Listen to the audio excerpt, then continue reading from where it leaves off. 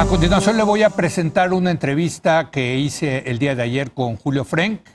Él fue secretario de Salud en el gobierno de Vicente Fox y creador del Seguro Popular.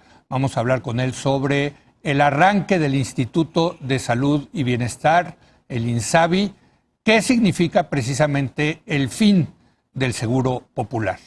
Un tema que ha estado muy importante, muy presente en los medios de comunicación en los últimos días.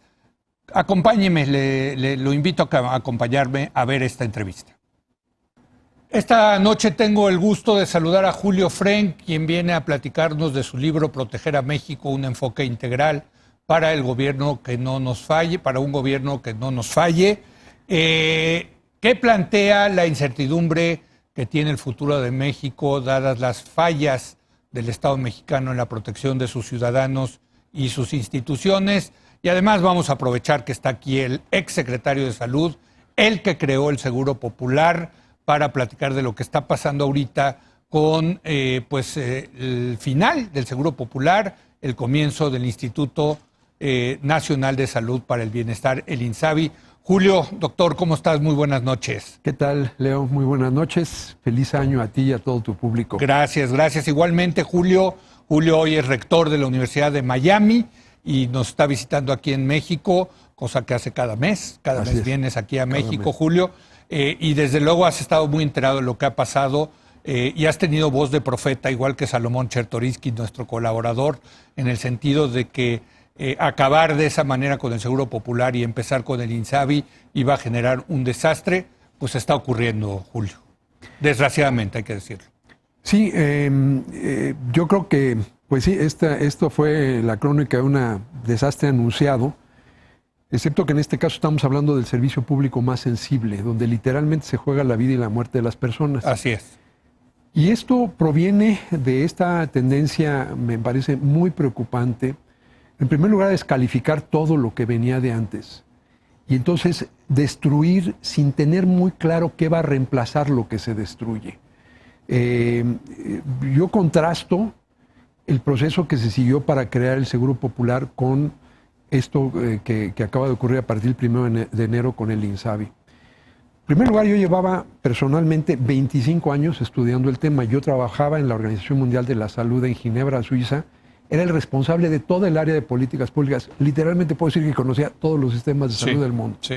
Me invitan en el año 2000 para ser un funcionario como secretario de Salud por ser experto. Yo no militaba en ese entonces, ni milito ahora en ningún partido político. ¿Tú no conocías al presidente Fox en ese Yo no momento? Lo conocía, yo lo conocí después de que ganó la elección, cuando ya era presidente electo. Y le expliqué lo que yo haría después de todos estos años de trabajar en el tema, y obviamente le gustó porque me nombró secretario de Salud. Aún con eso, nosotros dedicamos los 2 primeros años de la administración, primero, a hacer estudios ya mucho más específicos de cómo se iba a diseñar el Seguro Popular. Hicimos una prueba piloto en 5 estados de la República que evaluamos rigurosamente.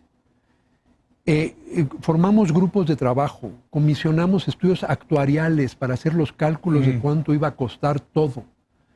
Empezamos a conversar con los líderes de lo que entonces eran los 5 partidos representados en el Congreso. Sí. Yo empecé a hablar con todos los gobernadores y con el jefe de gobierno del Distrito Federal, nuestro actual presidente, López Obrador. Fue un proceso de diálogo que tomó 2 años de estudios, de pruebas piloto, hasta que finalmente la reforma se aprueba en abril de 2003 y damos todavía un periodo de transición del resto del año, o sea, 7 meses más, para preparar todos los instrumentos, firmar los convenios, y esto entra en vigor hasta el 1 de enero de 2004. Yo contrasto esto con la forma en cómo se ha diseñado el INSABI.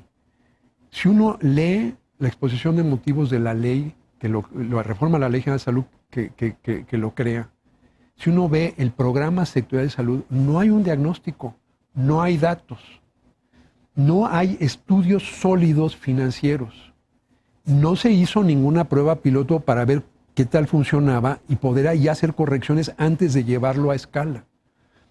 Se acelera la aprobación sin mayor diálogo, Hubo muchas voces, yo en lo personal, junto con muchos otros colegas, estuvimos escribiendo artículos muy propositivos. Tú me hiciste el favor de tenerme aquí en el programa, sobre todo en la revista Nexos, de la cual me honro en ser fundador hace más de 40 años ya.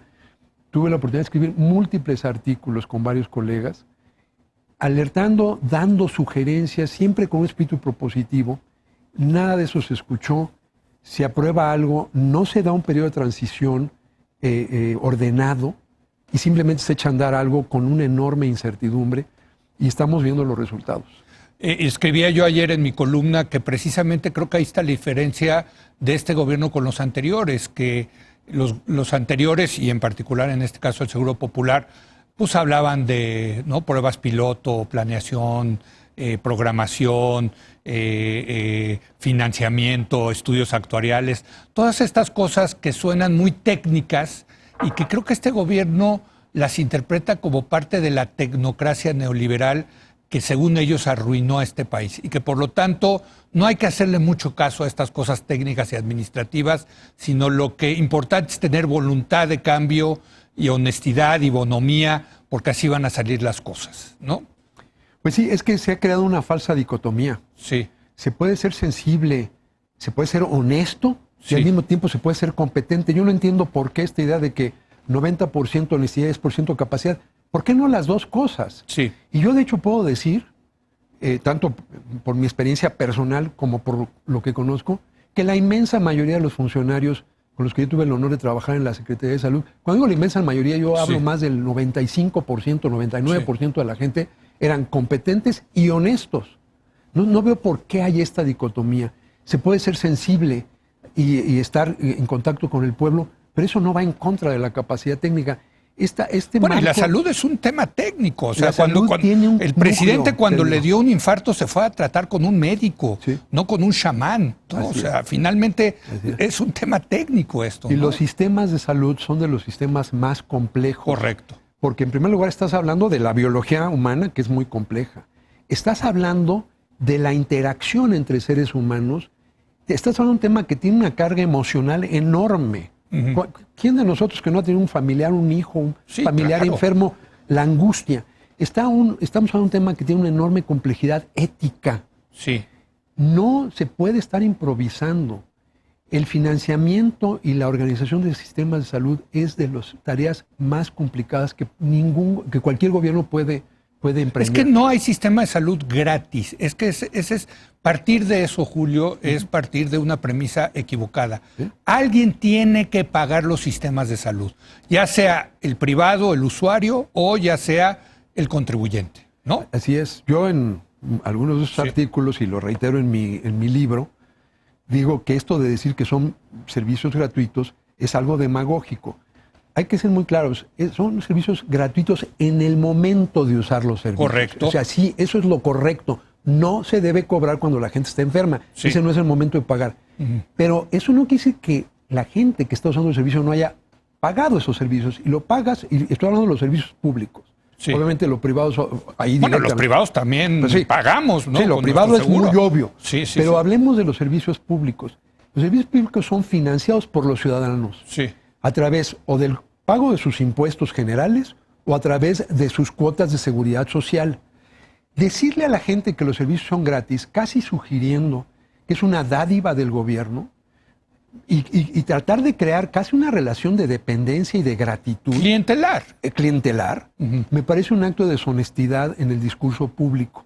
No, los servicios son de los ciudadanos los pagan, solo que los pagan antes de enfermarse, los pagan cuando con su trabajo generan ingresos y pagan impuestos, o cuando hacen sus contribuciones, sus cuotas, las cuotas de los obreros y los empleados a la seguridad social.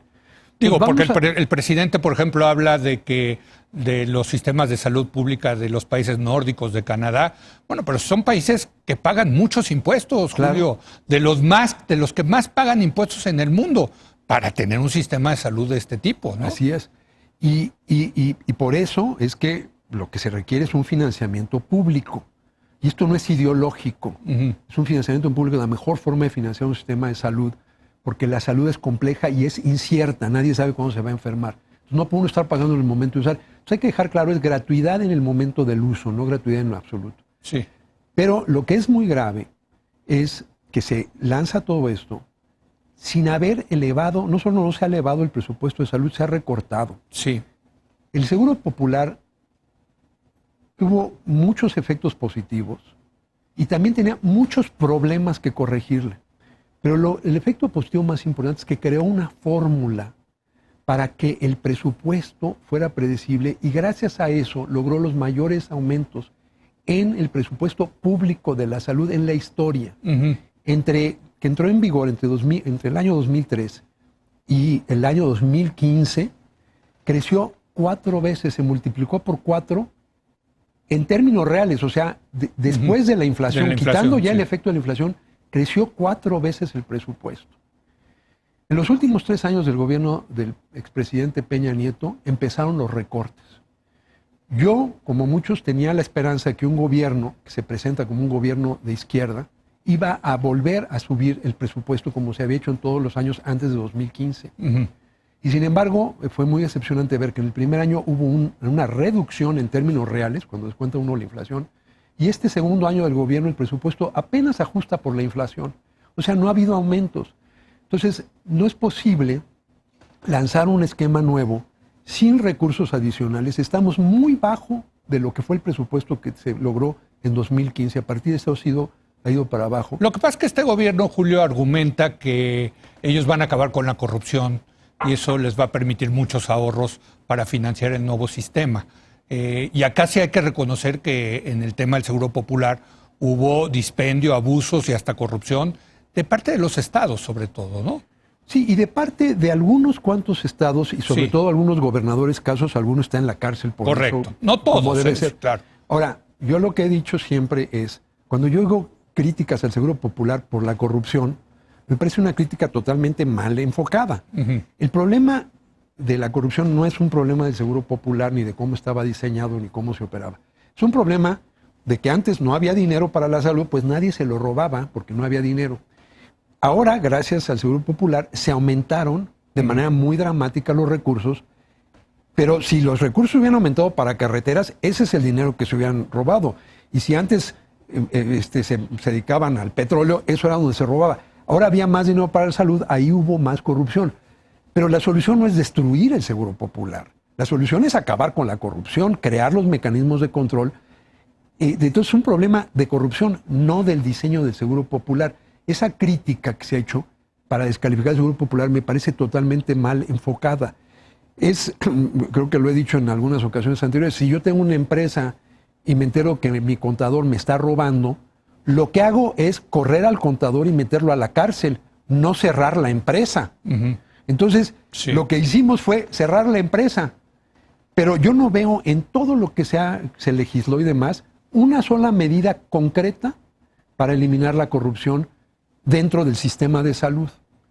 Bueno, entonces, y no han metido a nadie a la cárcel, que yo sé. Nadie. Bueno, están los gobernadores, efectivamente. Sí, pero eso no fue antes de este gobierno. Entonces, el problema para quitar la corrupción en la salud no es quitarle el dinero a la salud. Es meter a la cárcel a los corruptos y diseñar los sistemas que prevengan la corrupción. Déjame preguntarte sobre esta frase que utiliza mucho el presidente, que tiene mucho poder mediático, de que el Seguro Popular ni es seguro ni es popular. ¿Tú qué contestas al respecto? Bueno, que no es cierto. O sea, hay muchísimo. Nuevamente, esto es un tema técnico. Hay una definición técnica de qué es seguro, qué se puede definir como seguro y qué es popular. No es cosa de impresiones. Seguro Popular es el programa más evaluado de la administración pública, al menos en los sectores sociales. Se escribió en la ley la obligatoriedad, y yo espero que hagan lo mismo con el INSABI. Evaluar. Nosotros cada año emitíamos un informe y semestralmente al público, semestralmente al Congreso, anualmente al... ¿Quién evaluaba, Julio? Había desde la evaluación interna que se hacía, evaluaciones externas, por ejemplo el Coneval. El Coneval ha mostrado que desde que se creó el Seguro Popular, la carencia de pobreza que más se redujo fue la de acceso a servicios de salud. Y eso es el efecto del Seguro Popular. Entonces, externas, internacionales. Hay 120 estudios internacionales, porque interesantemente muchísimos países han emulado, no es que lo hayan copiado, han adaptado elementos del diseño del Seguro Popular. En muchísimos países, puedo mencionarlos aquí, es el programa más evaluado y se han tomado muchos elementos internacionalmente.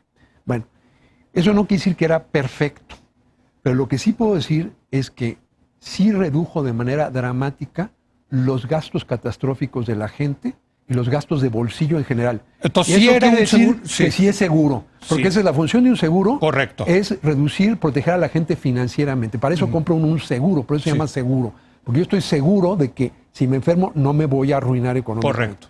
Popular es uno de los programas más progresivos. Más del 85% de los afiliados al Seguro Popular estaban en los 3 deciles más bajos de ingresos, o sea, el 30% más pobre de la población. Sí que era popular, es posiblemente uno de los programas... Gente que mucho no más- tenía ningún tipo de seguridad Y pública. gente que no... Sí, por definición, este De fue un seguridad, seguro de público... salud, ¿no? Esto fue Sí. para cubrir al 50% de la población que no tenía seguridad social convencional, o sea, IMSS e ISSSTE. Ahora, era muy claro cuál era el siguiente paso.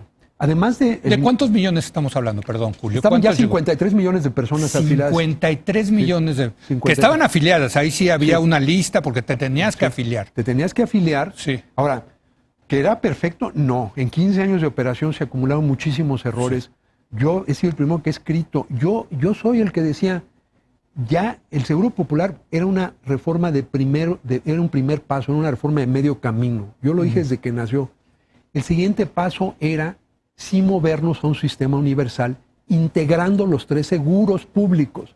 El fondo del seguro de enfermedades y maternidad del IMSS, el seguro de enfermedades o de salud del ISSSTE y el Seguro Popular en un solo Fondo Nacional de Salud. Ese es el siguiente paso. Este gobierno hubiera pasado a la historia si hubiera dado ese paso, porque eso implicaba algo que hablo mucho en mi libro, romper las barreras del corporativismo en salud. Sí. En vez de eso, lo que se hizo fue regresarnos a los años 70 del siglo pasado. A ver, hago una pausa, Julio, breve, y regresamos precisamente con este nuevo sistema, que es el INSABI. ¿Cómo van a hacer esta centralización? Por cierto, recomiendo mucho la lectura del artículo que escribió Julio Frenk junto con nuestro colaborador Salomón Chertoriski en Reforma del domingo pasado, donde habla de los problemas de este nuevo sistema del INSABI. Regresamos en un momento más con Julio Frenk.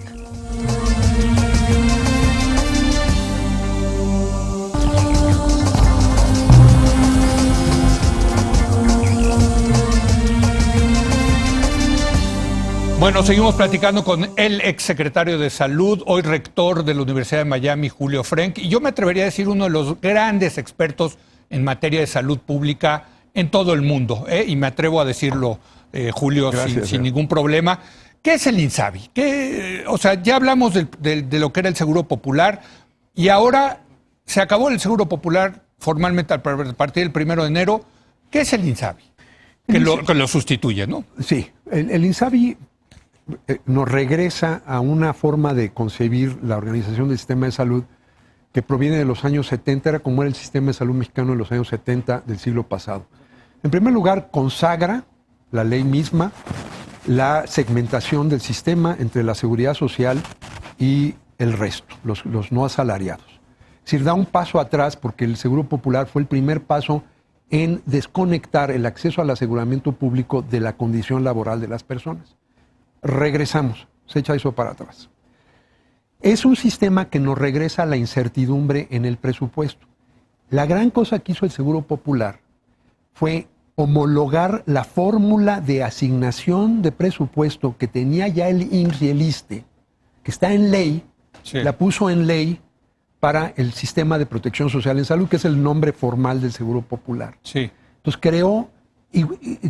fue un acto de justicia y de igualdad fiscal, porque hasta antes de la reforma del 2003, si tú tenías un trabajo en una empresa o en el gobierno, había una ley que decía cuánto tenía que poner el gobierno, Correcto. pero no para los demás. Los demás eran 53 Sí. millones de mexicanos que trabajan por cuenta propia Sí, o están sí. desempleados.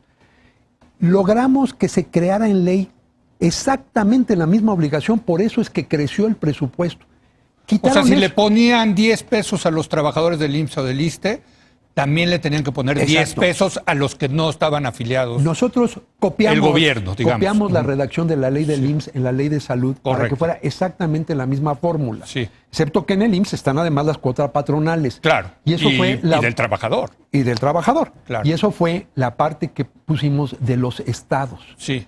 Toda esa arquitectura financiera de haber homologado con lo que tenían el IMSS y el ISSSTE lo destruyeron. Y eso sí es un acto de suicidio presupuestal por parte de las autoridades de salud. Porque eso fue lo que nos permitió año con año crecer.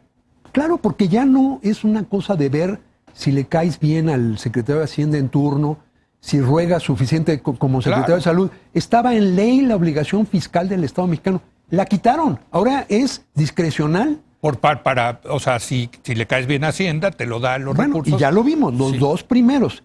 Ya una tercera parte de los presupuestos que va a tener este gobierno no creció. Prometieron elevar el gasto público en salud un punto porcentual del PIB, no sé cómo le van a hacer, porque ya los dos primeros presupuestos hay de hecho un recorte en términos reales. Entonces volvimos a la incertidumbre en el presupuesto, a presupuestos inerciales con quizás un ajustito a la inflación cuando mucho, que es lo que dice la ley, que no puede ser menor que el presupuesto del año anterior. Pues así es como había sido históricamente. Y luego, en los años 70, antes de que empezara una descentralización que tomó 20 años culminar, que fue devolverle a los estados el control de la atención básica en las clínicas y los hospitales generales. El presidente... Ahora se va a recentralizar. Se o sea, antes con el Seguro Popular la gente decía, yo estoy afiliado al Seguro Popular, iba a hospitales que eran fundamentalmente de los estados y ahí los atendía, ¿no? Sí, excepto la alta especialidad, estaba regionalizada nivel. O es así federalizada en los institutos nacionales. Ahora esos hospitales los van a pasar van a pasar toda esa infraestructura, esa nómina, esos doctores, no sabemos, pero lo que la dice, federación. Sí, lo que dice y lo que está en el programa nacional y en la ley es que ahora han usado el eufemismo de federalización, es una recentralización. Sí, es una centralización. Bueno, así estaba. La descentralización no la hizo el Seguro Popular, esa empezó en 1983. Sí. Tomó 20 años culminarla. Culminó cuando era secretario de Salud el doctor Juan Ramón de la Fuente, empezó con el doctor Soberón. Entonces, fueron 2 administraciones completas, tomó 12 años culminarla. El Seguro Popular ya usó eso. Ahora estamos echando el reloj a los años 70. Tercer detalle. Perdón, esto es muy importante porque eso quiere decir que todos los detalles de todos los hospitales del INSABI se van a tomar las decisiones en la Ciudad de México. Pues acá se van a comprar los medicamentos, aquí se va a decidir cuántas enfermeras, cuántos médicos. O sea, es un modelo, déjame ponerlo así, soviético de planeación central desde la Ciudad de México. Es el modelo que hoy en día solamente ves en Cuba y en la Corea del Norte. Nada más.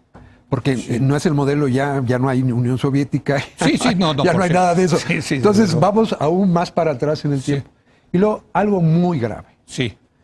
El Seguro Popular por primera vez creó un fondo especializado para cubrir la alta especialidad. Eso es muy importante. El Fondo de Protección contra Gastos Catastróficos. Quitaron eso, le quitaron la mitad. Ese fondo se hizo con estudios actuariales, era un fondo de reserva. Por eso digo que sí es seguro. Sí, ahí estaba la lana. Ahí estaba. Lana que se fue acumulando año con año a nombre y cuenta de los beneficiarios. No era el dinero del gobierno en un fideicomiso especial. Ahora la ley expresamente limita la responsabilidad del Estado a lo que se llama primero y segundo nivel. O sea, las consultas ambulatorias y la hospitalización general, los partos, las cirugías simples. Esto, para decirlo con todas sus palabras, es una reducción de los derechos de los ciudadanos mexicanos. Este es el mundo al revés. Sí.